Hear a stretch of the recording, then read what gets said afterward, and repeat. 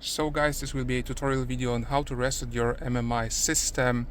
So this is the MIB2 system used on the Audi Q7 4M. On the A4 B9 is shown on this video. This is a 2017 Audi A4 B9. On the A5 model and also on the Q5 FY. So why do you want to do this? Maybe your Apple CarPlay isn't connecting, your navigation isn't working, your Bluetooth device isn't connecting to the car.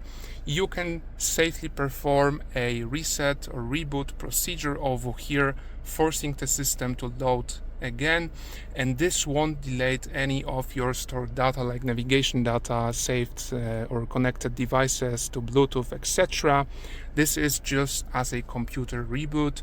Over here, how to do it: you will need to do a simple 3-finger method. Over here, you push the navigation button up, push the radio button up, and at the same time you push the big knob over here.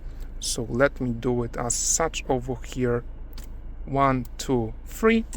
3 seconds and the car will reboot.